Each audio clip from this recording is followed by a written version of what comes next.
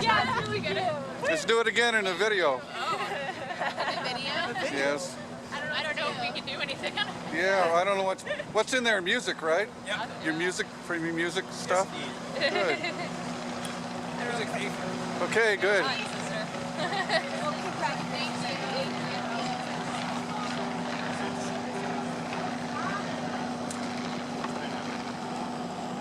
I'm ready, Iris. These chairs back here, maybe?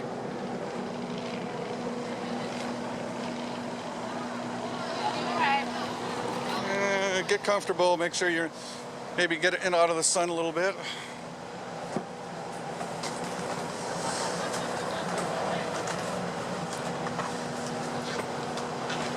Is that more of that oily stuff?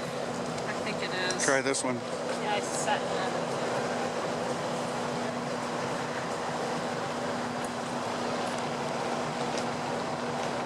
Probably okay, but I'll let you grab that. Spilled it on myself. Okay. So, we started out earlier. Did you think you were going to be a singer? I didn't know what I was going to be. I just, you know, I always loved music and playing the piano and always wanted to write songs, and I guess I just, wherever I wound up, I just had always hoped that I would, you know, wind up doing something that, you know, I felt was worthwhile and contributed to making the world a little bit better. Oh, nice. Satisfying me, so. Who were your heroes in your musical heroes when you grew up? When I was growing up? Yeah. I'd say the first one outside of my home and outside of my family would have been Loretta Lynn. Oh, nice. But I grew up with a lot of really wonderful singers. My mom was right up there. Oh, what part of the country?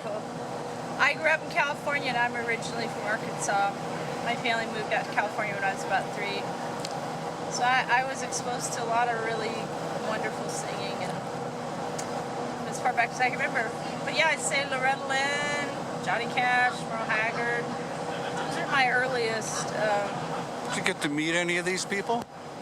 Did I? Yeah. Well, I mean, a few years much after that, I got to meet Merle Haggard, and that would be it. Yeah, I didn't meet Johnny Cash, and I've not met Loretta Lynn. Yeah, that would have been fun to meet Johnny Cash.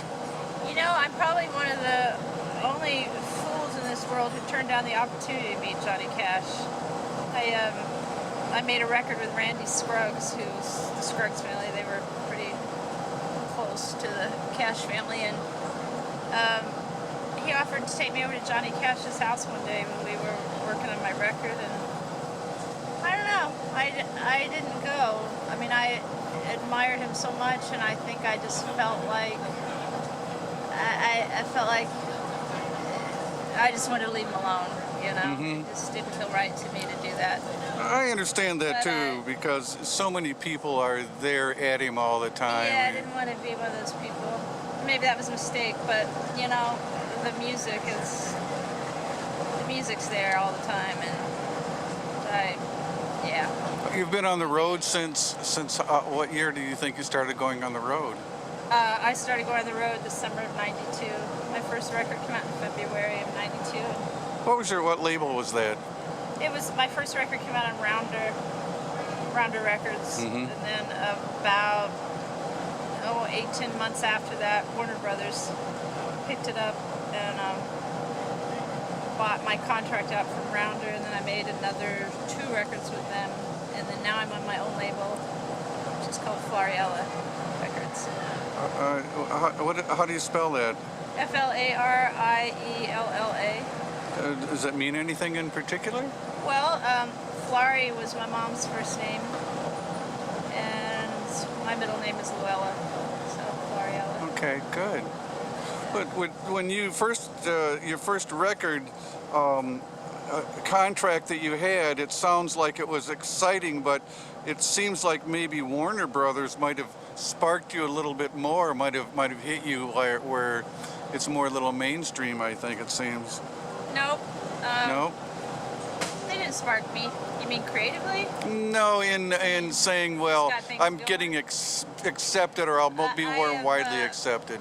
You know, for better or worse, I've never stepped into the mainstream. No, I've never been remotely accepted in the mainstream. I've never gotten airplay on anything other than community and public radio stations. When I was on Rounder, when I was on Warner Brothers, now, not one time. Well, what do you think? What do you think I've of? never been played on Never? commercial radio. Never? I've never heard it. Never? No. Sad, isn't it? Sad, isn't it? It's like Clear know. Channel and Cumulus seem to own everything, and it seems like they mostly, if it isn't talk radio, it's just bland, kind of not really saying anything in their lyrics. Well, I don't know.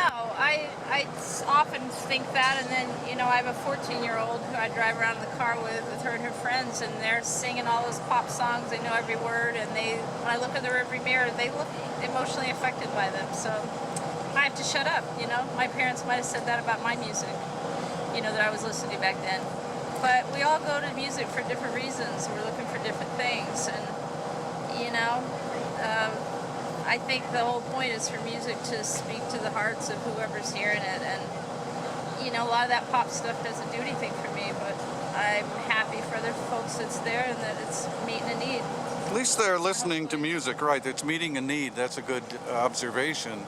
Just, but yeah, I think there's too much business and money into music and has kind of brought it down a few notches. That's my opinion. Are you living in California now? No, I live in Iowa City. I live in Iowa. Iowa I City. moved to the Midwest when I was early 20s, so I've been in the Midwest about 30 years now.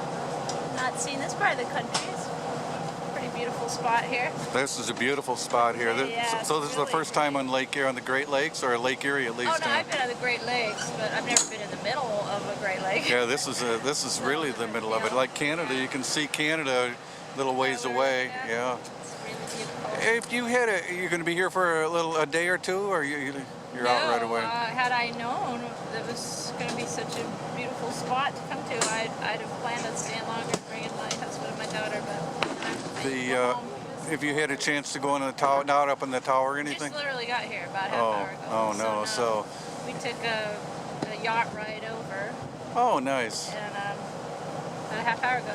So where's music going? Your music will probably stay the same. It will be played on NPR, and people will get it by word of mouth and by concerts mostly.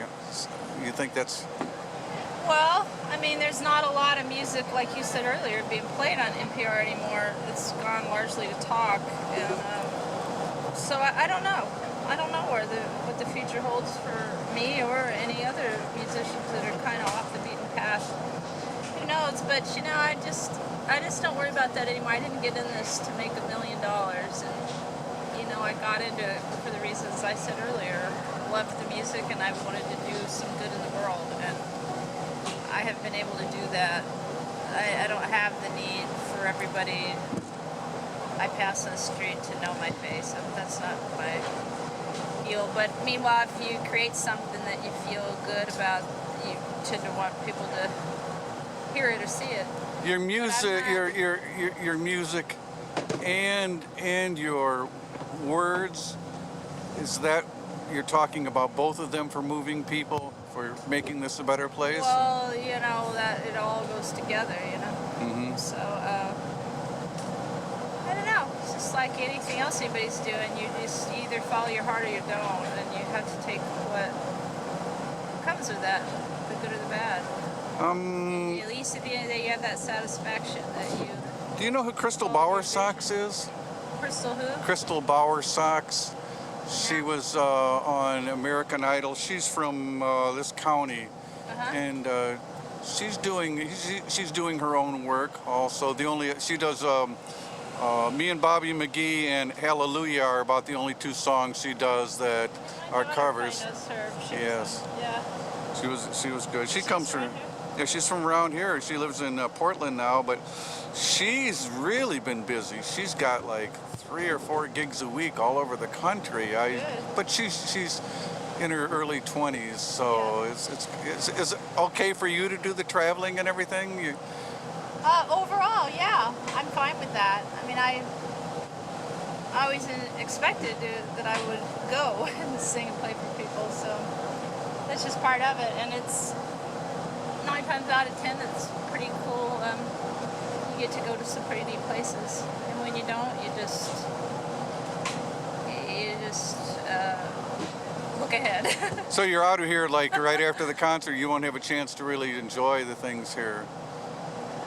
You just learn to pack your enjoyment in really fast. Did you take your children with you as you traveled? I have one child. Well, She's 14. as in the younger years? Sometimes. Oh, did she go with you when she was very young? Well, my husband and I are both musicians, so we worked it out to where when I'm working, he's home. When he's working, I'm home. And we just do weekends. So you didn't have to. She didn't have to go on the road a lot, unless it was convenient for everybody, and then or fun for everybody. You didn't have a bus like Willie. No, you never had a bus. Not likely.